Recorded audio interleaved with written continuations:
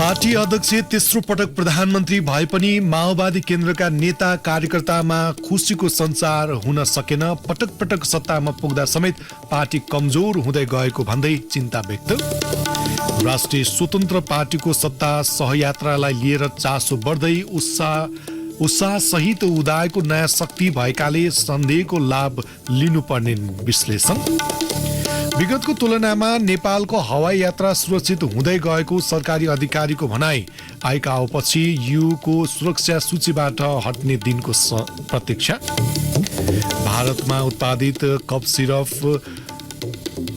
पिउँदा उज्बेकिस्तानमा 18 जना बाल बालिकाको मृत्यु। उत्पादन तत्कालका लागि बन्द।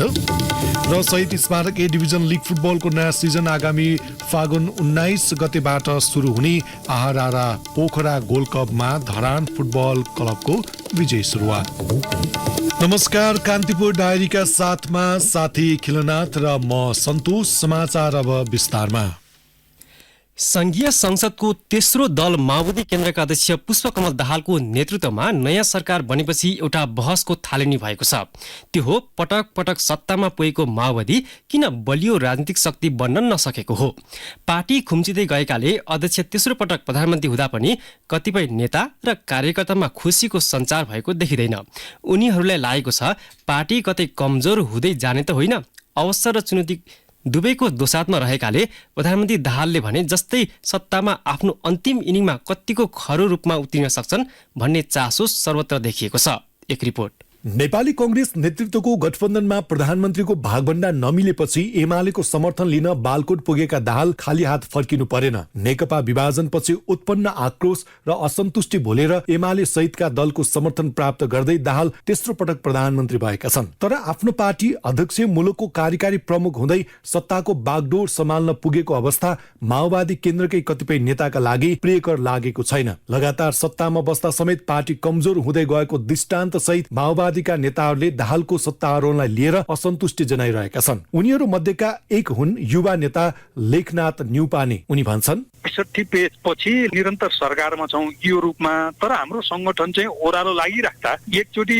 सरकार भन्दा बाहिरबाट 5 वर्षको अभ्यास गर्दा फेरि संगठनमा सकारात्मक प्रभाव पार्छ या यथा स्थिति रहन्छ भन्ने कुरो क्याल्कुलेसन गरिसके मात्रै यो कुरोको चाहिँ एउटा निष्कर्ष निकाल्न सकिन्छ। कारण यसचोटि चाहिँ सरकार बाहिर बस्ने तीनटा कारणले भन्ने म थियो। तर अब संसदवादी पार्टी भइसकेपछि सरकार भन्दा बाहिर बस्ने भने चाहिँ कल्पना भन्दा बाहिरको हुनुपर्छ। 10 वर्षीय सशस्त्र द्वन्द्वको राप र तापमा 2064 को पहिलो संविधान सभा निर्वाचनबाट पहिलो शक्तिका रूपमा उदाएको माओवादी केन्द्र 2079 सालको आम निर्वाचनसम्म आइपुग्दा तेस्रो दलमा खुम्चिएको छ। द्वन्द्वको समय होस् वा शान्तिपूर्ण राजनीतिमा दाहाल राष्ट्रिय राजनीतिको केन्द्रमा देखिने गरेका छन्। पार्टी कमजोर हुँदा पनि आफ्नो प्रभाव कायमै राख्न दाहाल सफल भएको भन्दै माओवादी भित्र त्यसलाई उनको रणनीति र चातुर्यतासँग जोडेर हेर्ने तबका नभएको होइन। तर सांगठनिक रूपमा कमजोर बन्दै गएको शक्ति माओवादी केन्द्र 2064 पछिको पहिलो संविधान सभा पश्चात छिन्न भिन्न भयो। समय क्रममा मोहन वैद्य, डाक्टर बाबुराम भट्टराई, नेत्रविक्रम चन्द, रामबहादुर थापा, टोपबहादुर राई माझी, लेखराज भट्ट लगायतका कैयौं नेता कार्यकर्ताले बाटो बदलिसकेका छन्। त्यसैले 5 दलीय गठबन्धनमा समाहित भएर चुनाव लडे पनि अपेक्षाकृत नतिजा नआएको टिप्पणीहरू भइरहेका छन्। अझ कतिपय नेताले अहिलेको अवस्थामा सरकारको नेतृत्व थप चुनौती हुन सक्ने बताएका छन्। नेता हरिबोल गजुरेल भन्छन् सरकार सब पार्टी पहिला ठिक हुनु पर्यो नि त। पार्टी ठिक भए सरकार ठिक हो, काम गर्न सजिलो हुन्छ होइन, सफल हुन्छ। पार्टीले व्यवस्थित गर्नु पर्यो। पार्टी कमजोर भएर हामी स्थिति अलि कमजोर भएको चुनावमा पनि हिजो पनि चुनौती चाहिँ आज पनि छ होइन। अब त्यो अवसर पनि हो, चुनौती पनि हो। सरकारमा दाहालको पहिलो नेतृत्व त्यति उपलब्धिमूलक हुन सकेन। 2065 सालमा पहिलो ठूलो दलको नेताका हैसियतमा प्रधानमन्त्री बनेका दाहाल तत्कालीन प्रधान सेनापति रुक्माङ्गद कटुवाललाई हटाउन खोजेपछि आफै बहिर्गमनमा पर्दै 9 महिनामै सरकारबाट बाहिरिए। दोस्रो पटक 2073 सालमा कांग्रेसको नेतृत्वमा प्रधानमन्त्री भएपछि 2074 सालमा स्थानीय तहको निर्वाचन सम्पन्न गर्दै दाहालले सहजै सत्ता हस्तान्तरण गरेका थिए। अहिले फेरि कांग्रेस नेतृत्वको गठबन्धन त्यागेर एमालेसँग मिल्न गएपछि सार्वजनिक वृत्तबाट मात्र होइन, पार्टी भित्रैबाट असन्तुष्टिका स्वर सुनिएका छन्। माओवादी केन्द्रकी नेता अञ्जना विसुङके नेतृत्वको आकस्मिक निर्णयले तल्लो तहका नेता कार्यकर्तामा थप समस्या आउन सक्ने बताउँछिन्। एउटा वैचारिकताको जगमा बसेर त काम गरेको त देखिएन। हेर्नुहोस्, नेतृत्वहरूलाई गिभ एन्ड टेककै रूपमा काम गर्नुभयो अहिलेसम्म पनि। शीर्षस्थ नेताहरूले चाहिँ कसरी बुझ्नुहुन्छ,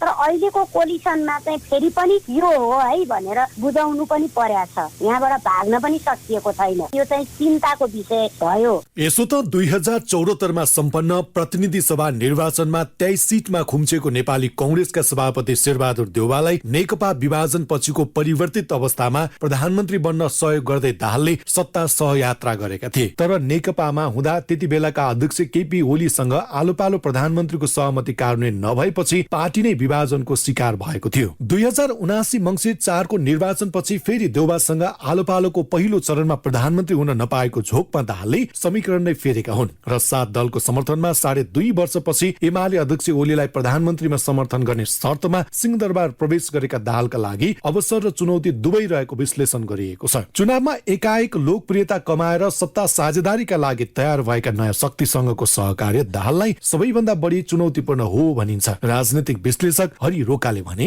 नीति कार्यक्रम बनाउँदाखेरि अलिक प्रोग्रेसिभ र ग्रासरुट ओरिएन्टेड तपाईँको चाहिँ बनाएर लिएर गयो भने उनी आफू पपुलर हुन्छन्। यदि भएनन् वा उनले तपाईँको चाहिँ अहिलेको जस्तो क्राइसिस छ, इकोनोमिक क्राइसिस छ, सोशल क्राइसिस छ, मतलब एक हिसाबले तपाईँको चाहिँ कल्चरल क्राइसिस भइसकेको छ होइन। धनाढ्यहरूको हातमा तपाईँको चाहिँ इलेक्सन गइसक्यो। त्यस हिसाब किताबले अलि फेरि ग्रासरुट फर्काउने हो भने नयाँ नीति कार्यक्रमहरू लिएर आउनु पर्ने हुन्छ। त्यो सम्भवतः त्यस्तो गर्छन् भन्ने चाहिँ लाग्दैन। राजनीतिमा युटर्न गर्न माहिर भनिएका दाहालले तेस्रो पटक प्रधानमन्त्री हुँदा पनि क्षणभरमै राजनीतिक कदम फेर्न सक्ने आफ्नो पुरानै शैलीलाई अवलम्बन गरेका छन्। फरक विचार र पृष्ठभूमि भएका दलहरूसँगको सत्ता सहकार्यलाई निरन्तरता दिन दाहाल खरो रूपमा उत्रिन सक्छन् वा सक्दैनन् भन्ने पक्षलाई बढी चासोको रूपमा हेरिएको छ। किनकि कुनै बेला क्रान्तिकारी र परिवर्तनका सम्भागको पहिचान बनाउँदै सिंहदरबारलाई परिवर्तन गर्न तम्सिएका दाहाललाई उल्टै सिंहदरबारले फेरि दिएको टिप्पणी स्वाभाविक ठानिएको छ। रेडियो कान्तिपुरका लागि सन्तोष गन्धर्व।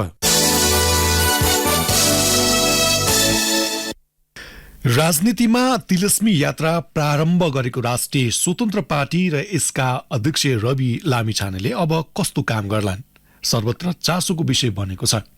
अन्य क्षेत्रले लामिछानेको तीव्र गतिको राजनीतिक यात्रालाई स्वाभाविक मान्ने पनि उनकै पूर्व सहकर्मी सञ्चारकर्मीहरूले भने सहजै स्वीकार्न नसकेको टिप्पणी भएको छ।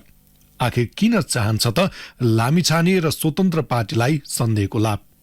एक टिप्पणी। सञ्चारकर्मबाट राजनीतिक यात्रा थालेको 7 महिना नबित्दै संसदको चौथो शक्ति बनेको राष्ट्रिय स्वतन्त्र पार्टीका अध्यक्ष रवि लामिछानेको शासकीय यात्रा पनि उत्तिकै विलक्षण छ। आलोकको गतिमा लामिछाने पुष्पकमल दाहाल नेतृत्वको सरकारमा उपप्रधान एवं गृहमन्त्रीका रूपमा आसीन छन्। उनको यो अकल्पनीय यात्रालाई धेरैले स्वाभाविक माने पनि पूर्व सहकर्मी अर्थात् सञ्चारकर्मीले सहजै स्वीकारेको अवस्था छैन। जबकि उनको पार्टीले निर्वाचनमा प्रत्यक्षमा 7 र समानुपातिकमा 13 गरी 20 सिट जितेर धेरै थोक प्रमाणित गरिसकेको छ। सञ्चार कर्ममै रहँदा पनि अनेक स्टन्ट गर्ने लामिछानेले सरकारमा आएपछि पनि उस्तै क्रियाकलापलाई निरन्तरता दिने र अन्ततः त्यही स्टन्टको भारीले थिचिने मत सामाजिक सञ्जालमा सञ्चारकर्मीले प्रकट गरिरहेका छन्। सर्पले सर्पको खुट्टा देख्छ भने चाहिँ सहकर्मीको राजनीतिक उदयलाई सञ्चारकर्मीले सकारात्मक लिन सकेका छैनन्। तिनमा अमुक दलसँग निकट रहेका सञ्चारकर्मीको बाहुल्य छ।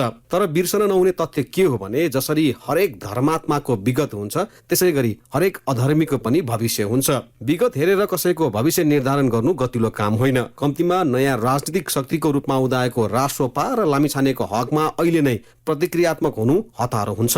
वर्तमानमा चलिरहेको राजनीतिक दाउपेचमा कच्चा भए पनि यिनै पुराना राजनीतिक शक्तिलाई सहरिया क्षेत्रमा धुलो चटाउने काममा रासोपा र तिनका उम्मेद्वारले आशातीत सफलता हात पारेको नै सत्य हो। सत्ता समीकरणले पूर्णता नपाउँदै र कार्य सञ्चालन गरेको एकाध दिनमै लामिछानेको विरोध र समर्थन गर्नु आफैमा अतिवादी कर्म हो। समर्थकहरूले असल गर्न नसके पनि खराब त गर्दैनन् भन्नु र विरोधीले यिनले केही पनि लछार्दैनन् भन्नु चरमपन्थी विचारलाई प्रश्रय दिनु मात्रै हो। लामिछानेको आफ्नै कर्मले पनि विरोधी व्यक्तिहरूलाई स्पेस दिइरहेको छ। नागरिकता विवाद अदालतमा विचाराधीन रहेकै समय अनुसन्धान गर्ने निकाय प्रहरी सहित आन्तरिक मामिलाको नेतृत्व गर्ने गृह मन्त्रालय रोजेर उनैले विरोधीको स्वरमा मलजल गरेका हुन्। त्यस्तै निर्वाचन लगत्तै आफूहरू सबल प्रतिपक्षीका रूपमा बस्ने भनेर हुङ्कार गरेका लामिछाने आफ्नै अडानमा टिक्न सकेनन्। पुराना नेताहरूको नेतृत्व नस्वीकार्ने, आफ्नै अभिव्यक्तिलाई लङ्घन गरेर उनी पुरानै र अझ आफैले यसअघि दुर्वाच्य प्रयोग गर्ने गरेका नेताकै नेतृत्वमा सरकारमा सामेल भएर अरूले चाहिँ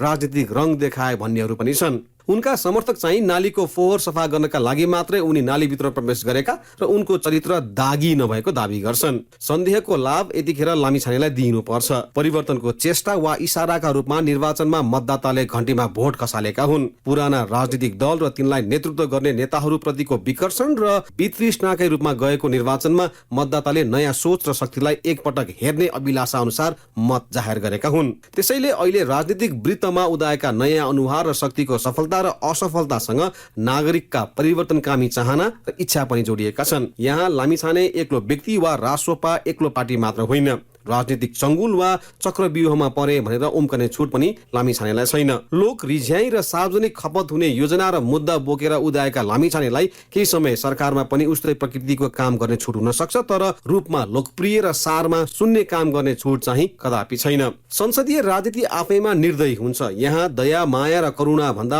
अङ्कगणितीय खेलले ज्यादा अर्थ र महत्त्व पाउँछ। 20 सिटको टेकोमा उभिएका लामिछानेसँग छ त केवल सन्देहको लाभ। खबरदारी त मतदाताले गर्ने किनभने राजनीति आफैमा गम्भीर विषय हो जसलाई हामी राजनीतिज्ञको हातमा मात्रै निश्चिन्त र ढुक्कसाथ छोड्न सक्दैनौं। रेडियो कान्तिपुरका लागि पवन आचार्य। यसैबीच लामिछानेले गृह मन्त्रालयको जिम्मेवारी सम्हालेसँगै कार्यविधि विपरीत विभिन्न व्यक्तिको सुरक्षामा खटिएका नेपाल प्रहरी र सशस्त्र प्रहरी बलका सुरक्षाकर्मीहरू फिर्ता हुन थालेका छन्। लामिछानेको निर्देशनमा गृहले गत मंगलबार सुरक्षा कार्यविधि विपरीत खटिँदै आएका दुवै निकायका सुरक्षाकर्मीलाई फिर्ता बोलाउन 48 घण्टे समय दिएको थियो। सोही निर्देशन अनुसार हालसम्म नेपाल प्रहरीबाट 103 र सशस्त्र प्रहरीबाट 91 जना सुरक्षाकर्मी फिर्ता भएको मन्त्रालयका प्रवक्ता फणीन्द्रमणि पोखरेलले बताउनुभयो। सत्ता र शक्तिको पहुँचका आधारमा कार्यविधि मिचेर यस्तो सुविधा दुरुपयोग गर्दै आइएको थियो।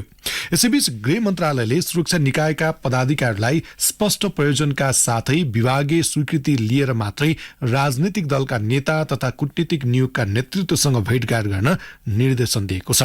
गृह मन्त्रालयका सहसचिव पोखरेलले जारी गरेको विज्ञप्तिमा निर्देशन विपरीत कार्य गराएको पाइएमा प्रचलित कानून बमोजिम अनुशासन सम्बन्धी कारवाही हुने पनि उल्लेख छ। कान्तिपुर डायरीमा अब ब्रेकको पालो। अब कान्तिपुर सविस्तारको पालो। कान्तिपुर सविस्तार। नेपालको हवाई यात्रा सुरक्षित नभएको भन्दै युरोपेली युनियन ईयूले लगाएको प्रतिबन्ध अझै कायम छ। सन् 2013 को अवस्थामा नेपालको आकाश असुरक्षित रहेको भन्दै आइकाओको सुरक्षा चासो सम्बन्धी सूचीमा रहे पनि विगतको तुलनामा सुधार भइसकेको सरकारी अधिकारीहरूको भनाइ छ। त्यसैले उनीहरू ईयूको सुरक्षा सूचीबाट नेपाल हट्ने दिनको पर्खाइमा छन्। अन्य मुलुकमा जस्तै नेपालको उड्डयन क्षेत्र अन्तर्राष्ट्रिय हवाई उड्डयन सम्बन्धी निकाय आइकाओको निगरानीमा पर्छ। इतिहास हेर्दा नेपाल सन् 1960 29 जुलाईबाट आइकाओको सदस्य बनेको हो। अन्य देशमा सो निकायले सुरक्षा अडिट सन् 1999 बाट सुरु गरे पनि नेपालमा भने सन् 2009 मा पहिलो पटक सुरक्षा अडिट गरेको थियो। त्यस बेलाको सुरक्षा अडिटमा नेपालले विश्वको औसत 60% भन्दा कम अङ्क प्राप्त गरेको थियो। नेपालले 43% अङ्क मात्र पाउन सक्यो। नेपालको आकाशमा आइकाओले सुरक्षा जोखिम देखायो र सुधार्न भन्यो। सन् 2013 मा आइकाओले नेपालमा दोस्रो पटक आफ्नो सुरक्षा अडिट गर्यो। त्यस बेला नेपालले फेरि औसत भन्दा कम 55% मात्र अङ्क प्राप्त गर्यो। नेपालको आकाशलाई आइकाओले सुरक्षित नभएको भन्दै सिग्निफिकेन्ट सेफ्टी कन्सर्न SSC मा राख्यो। सन् 2013 मा नेपालले सुरक्षा मापनमा 55% अङ्क प्राप्त गर्दा नेपालको आइकाओको अडिटलाई कारण देखाउँदै युरोपेली युनियन ईयूले पनि सुरक्षा सूचीमा राख्यो। विश्वभरको औसत 60% प्राप्त गर्न नेपाल 5 अङ्क मात्र पछाडि पर्यो। आइकाओ र इयूले सुरक्षा सूचीमा राखेपछि नेपालको आकाशलाई जोखिमयुक्त छ भनेर हेर्न थालिएको हो। त्यस बेला नेपालमा हवाई दुर्घटना बढी हुने गरेका थिए। सन् 1960 देखि 2013 सम्म नेपालका आकाशमा साना ठुला गरेर 22 वटा दुर्घटना भएका थिए, जसमा कुल 295 जनाले ज्यान गुमाएका थिए भने 38 जना घाइते भएका थिए। यही आँकडालाई हेरेर नेपाललाई आइकाओले सिग्निफिकेन्ट सेफ्टी कन्सर्नमा राखेको हो भने इयूले आइकाओको अडिटलाई हेरेर। तर नेपाली अधिकारीका अनुसार सन् 2013 को तुलनामा नेपालको हवाई सुरक्षामा परिवर्तन आइसकेको बताएका छन्। नागरिक उड्डयन प्राधिकरणका प्रवक्ता जगन्नाथ निरौला भन्छन्, अहिले इयूको सेफलिस्टको बारेमा चर्चा छ। त्यो भनेको 2013 मा नेपालको हवाई सुरक्षाको अवस्थितिलाई हेरेर उसले राखेको। त्यो 13 को अवस्थिति र अहिले सन् 2022 को परिस्थिति हेर्दाखेरि हामी धेरै माथि छौँ। त्यो अब अवस्था रहिरहने छैन र त्यो चाँडै नै अब इयूले पनि हामीलाई नेपाललाई चाहिँ सेफ लिस्टबाट हटाउने हामी चाहिँ आशावादी छौँ। नेपालले पछिल्लो समय हवाई सुरक्षा सम्बन्धी विश्व स्तरको मापदण्ड अनुरूप उल्लेखनीय प्रगति हासिल गरिसकेको सरकारी अधिकारीहरूको दाबी छ। आइकाओले सन् 2017 को अडिटमा नेपालको अङ्क विश्व औसत 66 भन्दा माथि छ। सन् 2017 मा नेपालको इआई 66.67 थियो। सोही आधारमा आइकाओले नेपाललाई सिग्निफिकेन्ट सेफ्टी कन्सर्नबाट हटाइसकेको छ। तर नेपाललाई इयूले अझै पनि आफ्नो उडान सुरक्षा सूचीबाट हटाएको छैन। उडान सुरक्षा अडिटमा विश्वको औसत उडान सुरक्षा दर 67 र एसिया पेसिफिक दर 63% रहेको सन्दर्भमा नेपालले हवाई उडानको इतिहासमै पहिलो पटक 70.10% अङ्क प्राप्त गरेको छ। इयूको सुरक्षा सूचीका कारण विगत 10 वर्षदेखि नेपालको नागरिक उड्डयन प्राधिकरणले एओसी जारी गरेका सबै वायुयानलाई युरोपका आकाशमा उडान गर्न प्रतिबन्ध लगाइएको छ। हवाई सुरक्षा सम्बन्धी आइकाओको अडिटको आधारमा गम्भीर चासो औलाउँदै इयूले नेपालको उड्डयन क्षेत्रलाई आफ्नो उडान सुरक्षा सूचीमा राखेको 10 वर्ष भयो। त्यसपछि सो सूचीबाट हटाउने पहल सुरु भएको छ। केही महिना अघि इयू र उड्डयन प्राधिकरण बीचको वार्तापछि नेपाललाई सो सूचीबाट हटाउने प्रक्रिया बारे दुई पक्ष बीच सहमति भइसकेको छ। सन् 2022 को अप्रिल 23 मा आइकाओको अडिट अनुसार नेपालको इआई 70.10% छ। सुरक्षा सम्बन्धी विश्व स्तरको मापदण्ड अनुरूप उल्लेखनीय प्रगति हासिल गरेकोले नेपाललाई उडान सुरक्षा सूचीमा राखिरहनुको औचित्य नरहेको नागरिक उड्डयन प्राधिकरणका सूचना अधिकारी ज्ञानेन्द्र भुलको भनाइ छ। अबको 6 महिनाभित्र नेपाल इयूको सुरक्षा सूचीबाट हट्ने उनले बताए। आइकाओले जो 2022 मा हामीले लेटेस्ट अडिट गरिसकेपछि जब हाम्रो चाहिँ लागु दर जब 70% ओभर आइसकेपछि इयूको टोली पनि आयो। इयूको टोलीले आइसकेपछि तपाईको उहाँहरूले चाहिँ एउटा आफ्नो चाहिँ एउटा अनसाइट अब्जर्भेसन गरिसकेपछि हामी के पोजिटिभमा थियो भने मैले धेरै ठाउँमा भनेको पनि थिएँ वी आर भेरी पोजिटिभ दाइ हाम्रो सेफ्टी लिस्टबाट हामी हट्छौँ भन्ने थियो। तर त्यस्तो भएन।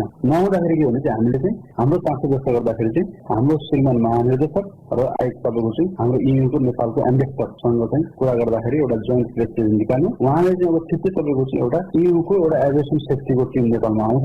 नेपालमा आएर चाहिँ हामी एकचोटि फेरि हेर्छौँ। तपाईँको अहिले अपडेटेड सिस्टम हेर्छौँ। अहिलेको सिस्टमबाट नोन छौँ त्यो चाहिँ एक्नोलेजमेन्ट भइसकेको छैन। क्रमशः सुधार हुँदै गएपछि नेपालको हवाई क्षेत्रलाई लिएर अन्तर्राष्ट्रिय जगतले सन्तुष्टि जनाएका छन्। विश्वका विभिन्न देशबाट अनुगमनमा आएको टोली नेपालको हवाई सुरक्षामा सन्तुष्ट रहेको नागरिक उड्डयन प्राधिकरणका प्रवक्ता निरौला बताउँछन्। त्यो आइकाओले दिएको रिपोर्ट अनुसार सबै विश्वका अरू संघ संस्थाहरू नेपालको उड्डयन सुरक्षाको बारेमा अध्ययन गर्न आएका छन्। त्यसमा इयूको इआसा टिम पनि आएर यहाँको सुरक्षा सम्बन्धी अध्ययन गरेर गएको छ। उसले पनि नेपालले धेरै राम्रो प्रगति गरेको छ।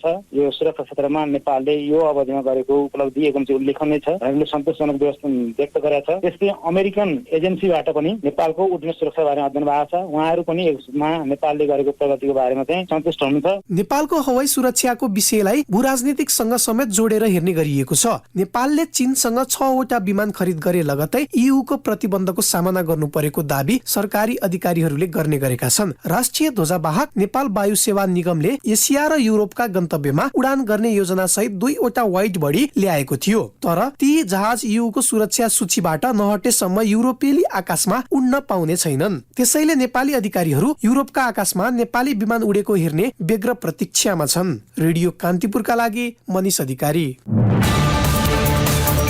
कान्तिपुर सविस्तार।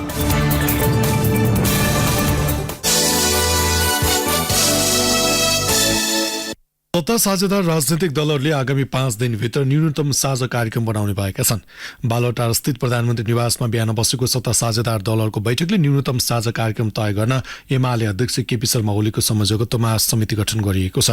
त्यसबारे जानकारी दिँदै उपप्रधान तथा गृहमन्त्री रवि लामिछानेले भन्नुभयो, 5 दिनभित्र न्यूनतम साझा कार्यक्रम तय गर्ने र यो प्रमुख सत्ता साझेदार दलको संयोजकको रूपमा हामीले एमाले अध्यक्ष नरेन्द्र केपी शर्मा ओलीलाई हामीले संयोजकका रूपमा अगाडि बढाउने निर्णय भयो र 5 दिनभित्र एउटा न्यूनतम साझा कार्यक्रम तय गर्ने निर्णय गर्यो।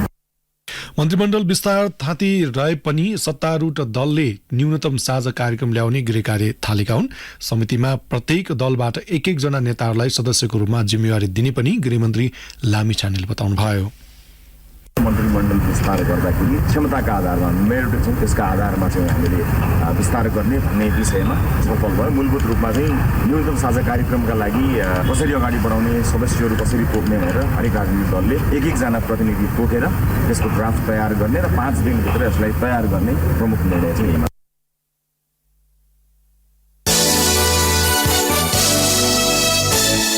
कान्तिपुर डायरीमा अब बारा डायरीको पालो। बारा डायरीबाट लक्ष्मी शाहको नमस्कार। बारा र पर्सा जिल्लामा 100औं बिघाको उखु खेतमै सुकेकोले किसानहरू मारमा परेका छन्। रेड रट रोगले उखु जरोदेखि नै सुकेपछि किसानहरू ऋणको थप भारमा परि झन मारमा परेका हुन्। चिनी उद्योगबाट बिउ र औषधि ऋणमा लिएर उनीहरू उखु खेती गरेका हुन्। बढी चिनी र उखु उत्पादन हुने विश्वासमा किसानले बाराका रिलायन्स चिनी उद्योग तथा संघीय कृषि मन्त्रालयको सुझावमा CO 238 जातको उन्नत उखु लगाएका थिए। तर यी जातको उखुमा रोग लागेपछि दुवै जिल्लाका झण्डै 3000 बिघाको उखु खेतमै सुकेको उखु किसान हकी संघर्ष समितिका संयोजक इन्द्रदेव कुशवाहाले बताउनुभयो। स्थानीय तहले विद्यार्थीको दिवा खाजाको लागि दिनुपर्ने रकम नियमित रूपमा उपलब्ध नगराउँदा विद्यालयमा विद्यार्थी संख्या घट्न थालेको छ। विद्यार्थी संख्या वृद्धिसँगै बालबालिका नियमित रूपमा विद्यालयमा पुगुन् भन्ने उद्देश्यले संघीय सरकारले शिशुदेखि 6 कक्षासम्मका विद्यार्थीका लागि प्रति विद्यार्थी 15 रुपैयाँको दरले दिवा खाजाको व्यवस्था गरेको छ। सम्बन्धित पालिकाबाट रकम नगएपछि विद्यार्थीहरू विद्यालय जान छाडेको शिक्षकहरू स्वीकार्नुहुन्छ। संघीय सरकारले बाराको तामागढी सिमरनगढ 40 किलोमिटर सडक निर्माणका लागि अधिग्रहण गरेको 65 बिघा जग्गाको करोडौं रुपैयाँ मुआब्जा जग्गा धनीलाई 3 वर्षदेखि दिएको छैन। 2 अर्ब 97 करोड 78 लाख 40 हजार रुपैयाँ मुआब्जाको रकम जग्गा धनीले नपाएका हुन्। यसको लागि कसैले पनि पहल नगरिदिएको अधिग्रहणमा परेका पीडित जग्गा धनीहरूको गुनासो छ। बाराको उत्तरी क्षेत्रमा पर्ने चुरे पहाडको फेद र टुप्पोमा पर्ने गाउँहरूमा लागू औषध गाँजा खेती मौलाएको छ। फल्न लागेको ती गाँजा प्रहरीले नष्ट गर्न थालेका छन्। सोमबार नेपाल र सशस्त्र प्रहरीले निजगढ नगरपालिकाको वडा 12 र 13 मा 25 बिघा गाँजा खेती नष्ट गरिएको सशस्त्र प्रहरी 12 नम्बर गणका सूचना अधिकारी प्रहरी नायब उपरीक्षक अमर बहादुर खत्रीले बताउनुभयो। बारा डायरी आजलाई यति नै। लक्ष्मी शाहलाई बिदा दिनुहोस्। नमस्कार। बारा डायरीपछि कान्तिपुर डायरीमा पुनः ब्रेकको पालो। अब आर्थिक प्रसङ्ग। कारोबार हुने साताको अन्तिम दिन धितोपत्र बजार झण्डै 57 अङ्कले बढेको छ। शेयर कारोबार मापन नेप्सी परिसूचक आज 56.88 अङ्कले बढेर 2029.3 बिन्दुमा पुगेको हो। ठूला कम्पनीहरूको कारोबार मापन गर्ने सेन्सिटिभ परिसूचक 9.98 अङ्कले बढेर 391.30 बिन्दुमा पुगेको छ। आज 257 वटा कम्पनीको 80,24,559 किता शेयर किनबेच हुँदा 2 अर्ब 86 करोड 3 लाख रुपियाँ बराबरको कारोबार भयो। कारोबार आएका सबै उपसमूहको परिसूचक उकालो लागेको छ। अब अन्तर्राष्ट्रिय प्रसङ्ग। भारतले पुष्पकमल दाहाल नेतृत्वको नयाँ सरकारसँग मिलेर काम गर्न उत्सुक रहेको जनाएको छ। विदेश मन्त्रालयका प्रवक्ता अरविन्दम बागचीले दुई देशबीच रहेको अद्वितीय युनिक सम्बन्धलाई अगाडि बढाउन नेपालको नयाँ सरकारसँग मिलेर काम गर्ने आशा राखेको बताउनुभयो। दुई देशबीच सांस्कृतिक, ऐतिहासिक र सामाजिक सम्बन्ध रहेको भन्दै उहाँले चुनावपछि बनेको नयाँ सरकारसँग थप बलियो बनाउने गरी काम गर्न उत्सुक रहेको उल्लेख गर्नुभयो। भारतमा उत्पादित कप सिरप पिउँदा उज्बेकिस्तानमा 18 जना बालबालिकाको मृत्यु भएको छ। भारतीय औषधि निर्माता कम्पनी मेरियन बायोटेकले उत्पादन गरेको कप सिरप पिउँदा 18 जना बालबालिकाको मृत्यु भएको उज्बेकिस्तानको स्वास्थ्य मन्त्रालयलाई उद्धृत गर्दै बीबीसीले जनाएको छ। मन्त्रालयका अनुसार प्रारम्भिक परीक्षणमा औषधिको ब्याजमा एथिलिन ग्लाइकोल नामक विषाक्त पदार्थ रहेको थियो। उज्बेकिस्तानको सो घटना पश्चात भारतको स्वास्थ्य मन्त्रालयले उज्बेकिस्तानको राष्ट्रिय औषधि नियामकसँग नियमित सम्पर्कमा रहेको विज्ञप्ति मार्फत जनाएको छ। सो औषधि परीक्षणका लागि क्षेत्रीय औषधि परीक्षण प्रयोगशाला चण्डीगढमा पठाइएको पनि जनाइएको छ। सो कम्पनीले हाललाई सिरपको उत्पादन अस्थायी रूपमा रोकेको एक अधिकारीले बताएका छन्। अब खेलकुद प्रसङ्ग। शहीद स्मारक ए डिभिजन लिग फुटबलको 39औं संस्करण आगामी फागुन 19 गतेबाट सुरु हुने भएको छ। अखिल नेपाल फुटबल सङ्घ एन्फा र ए डिभिजन क्लबहरूबीच आज भएको छलफलपछि लिगको नयाँ मिति तय भएको हो। यसअघि एन्फाले लिग यही पुस 28 गतेबाट गर्ने निर्णय गरेको थियो, तर तयारी खर्च नपाएको भन्दै क्लबहरूले तोकिएको मितिमा लिग खेल्न अस्वीकार गरेपछि एन्फाले नयाँ मिति निर्धारण गरेको हो। डबल राउन्ड रोबिन लिगका आधारमा हुने प्रतियोगिताको विजेताले 75,000, उपविजेताले 50,000 तथा तेस्रो हुनेले 25,000 रुपियाँ प्राप्त गर्नेछन्। लिगमा 14 क्लबले प्रतिस्पर्धा गर्नेछन्। धरान फुटबल क्लबले आहारा र पोखरा गोल्ड कप फुटबलमा विजय सुरुवात गरेको छ। पोखरा रङ्गशालामा आज उद्घाटन खेलमा आयोजक सहारा फुटबल क्लबलाई 1-0ले पराजित गर्दै धरान क्वार्टर फाइनलमा प्रवेश गरेको हो। धरानको जितमा प्रकाश बुढाथोकीले निर्णायक गोल गरे। धरानले अब क्वार्टर फाइनलमा विभागीय टोली नेपाल एफएफ क्लबसँग खेल्नेछ। 10 टोली सहभागी प्रतियोगिताको विजेताले 12 लाख तथा उपविजेताले 6 लाख रुपियाँ पुरस्कार प्राप्त गर्नेछन्। काठमाडौँमा जारी नेपाल टी20 लिग क्रिकेटमा आज विराटनगर सुपर किङ्स र जनकपुर रोयल्स विजयी भएका छन्। कीर्तिपुर स्थित त्रिवी क्रिकेट मैदानमा फारवेस्ट युनाइटेडलाई 8 विकेटले पराजित गर्दै जनकपुरले तेस्रो जित हात पार्यो। 170 रनको लक्ष्य जनकपुरले 18.2 ओभरमा 2 विकेट गुमाउँदै पूरा गर्यो। जनकपुरले टस जितेर फिल्डिङ रोजेपछि पहिले ब्याटिङ गरेको फारवेस्टले निर्धारित ओभरमा 6 विकेट गुमाउँदै 169 रन बनाएको थियो। जितसँगै 4 खेलबाट 6 अङ्क जोडेको जनकपुर दोस्रो स्थानमा उक्लिएको छ। समान खेल खेलेको फारवेस्ट 2 अङ्क सहित 5औं स्थानमा छ। आजै भएको अर्को खेलमा विराटनगर सुपर किङ्सले पोखरा एभेन्जर्सलाई 8 विकेटले पराजित गर्दै दोस्रो जित हात पारेको छ। 136 रनको लक्ष्य विराटनगरले 18.4 ओभरमा 2 विकेट गुमाउँदै पूरा गर्यो। यसअघि पहिले ब्याटिङ गरेको पोखराले निर्धारित ओभरमा 6 विकेट गुमाउँदै 135 रन बनाएको थियो। 4 खेल खेलेको विराटनगरको 4 अङ्क छ। पोखरा अङ्कविहीन बन्दै पुछारमा छ। हौस्तै नै प्रसङ्गसँगै कान्तिपुर डायरीको यो बुलेटिन यही सकिन्छ। भोलि बिहान 6:30 बजे हामी नियमित बुलेटिनका साथमा उपस्थित हुनेछौँ। अहिलेलाई न्युज डेस्कका सम्पूर्ण साथीहरूसँगै साथै खिलनाथ र म सन्तोष बिदा हुन्छौँ। नमस्कार, शुभरात्री।